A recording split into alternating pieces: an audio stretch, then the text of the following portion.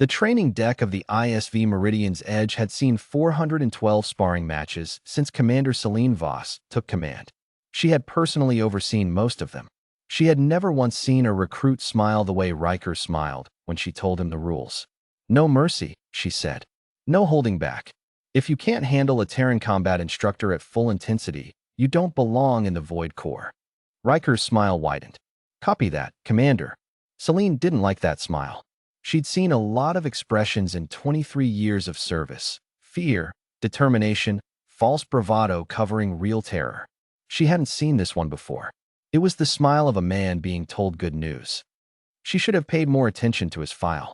Riker had enlisted 8 months ago from a colony world called Karen's Rest, a footnote on the recruitment charts that most officers had never heard of. The file listed his physical stats: strength, reflexes, endurance, all flagged in red for exceeding baseline human norms by absurd margins. Celine had assumed sensor error.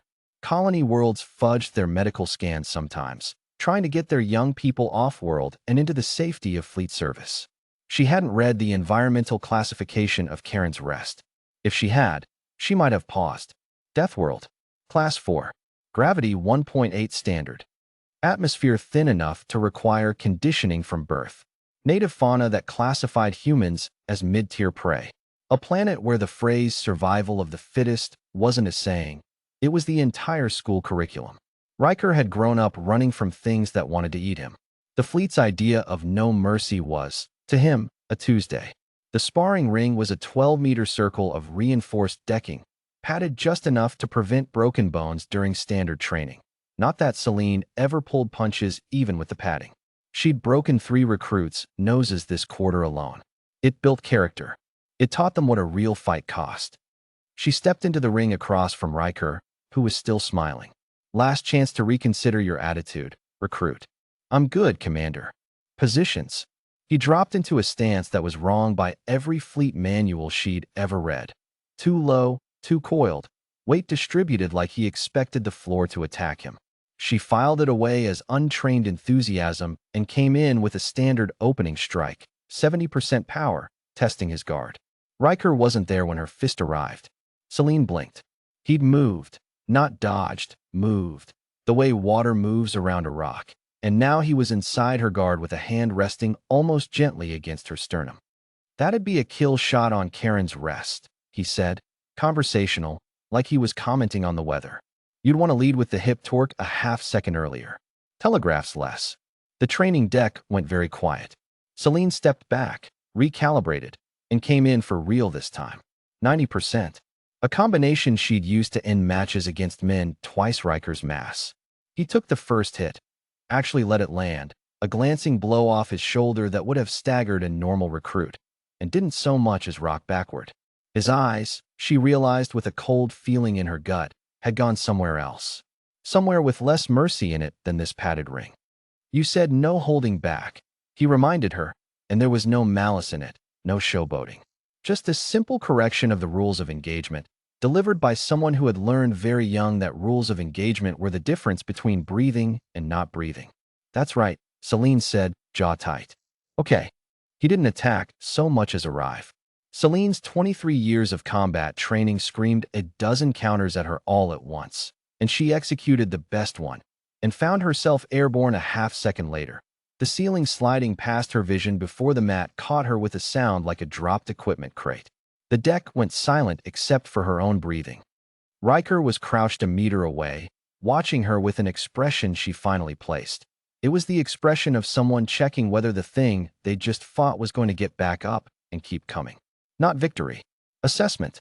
"You're not dead," he observed, sounding faintly reassured. "Good. On my world, that throw usually ends the engagement, one way or the other." Celine lay on the mat for one more second, cataloging which of her ribs were bruised versus cracked. 2 of the former, thankfully none of the latter, and started, despite herself, to laugh. Word got around the ship fast, the way it always did.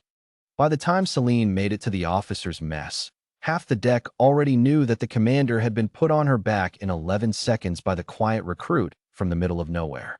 He apologized 4 times on the way to Med Bay. Her XO, Lieutenant Commander Okoro, told her, fighting a smile of his own. Kept asking if he'd read the intensity wrong. He read it exactly right, Celine said, wincing as the medical nanite patch on her ribs did its work. I told him no mercy. I got no mercy. With respect, Commander, most recruits hear no mercy and think it means try hard. He heard it and thought it meant previous threat assessment protocols engaged. Celine thought about that stance in the ring, the coiled readiness of someone who'd learned to fight things that didn't telegraph, didn't negotiate, and didn't stop unless you made them stop permanently. She thought about the flicker in his eyes, the moment he'd gone somewhere else. Somewhere with teeth. Pull his full record, she said. Not the summary. The whole thing. Medical, psych eval, colonial school transcripts, everything. What she found, over the next hour, rearranged something in her understanding of the war they were fighting. Karen's Rest didn't have a standard educational curriculum. It had a survival curriculum. Children there learned load-bearing anatomy of local predators before they learned to read. They learned pressure points not from martial arts, but from butchering game for food, because food didn't come from ration dispensers. It came from things that fought back. Riker's psych evaluation included a note from the recruiting officer that Celine had glossed over the first time. Subject exhibits no baseline startle response to threat stimuli. Recommend combat specialization track. No startle response. Because on a Deathworld, the recruits who startled didn't live long enough to grow up. She found herself, unusually, a little unsettled, and a little something else. Hope, maybe. The war against the Scarn Dominion had been going badly for 2 years. Fleet Command kept losing engagements to an enemy that fought without hesitation, without the very human tendency to flinch before violence. Every human soldier had to be trained out of hesitation, painstakingly, and some never fully unlearned it. Riker had never had it to unlearn. She found him in the mess hall that evening, eating alone, still looking faintly embarrassed by the whole affair. He stood when she approached. Reflex, respect, still slightly too fast for a normal human's motor patterns. Commander, I really am sorry about the ribs. Sit down, Riker. She sat across from him. I read your file. The real one. He went still in that particular way she was starting to recognize, the readiness underneath the calm. I'm not in trouble, she said. I'm curious. On Karen's Rest, when something came at you with no warning and no mercy, the way I did today, what usually happened to the thing that lost? Riker considered the question with the seriousness of someone who understood it wasn't rhetorical. Depends on the size of the thing, he said. Sometimes you eat it. Sometimes it eats you. There's not really an in-between where everybody just gets up and has dinner together after. Celine looked at the bruises forming under her uniform sleeve, then at this young man who'd taken her order literally, because on his world, orders like that had only ever meant one thing. Welcome to the in-between, she said. You're going to like it here. Once you learn the rest of us don't actually want to eat you. For the first time since she'd met him, Riker's smile turned into something softer than readiness. I'll work on believing that, Commander. Celine had a feeling the Scarn Dominion was going to have a much harder time believing it than he did.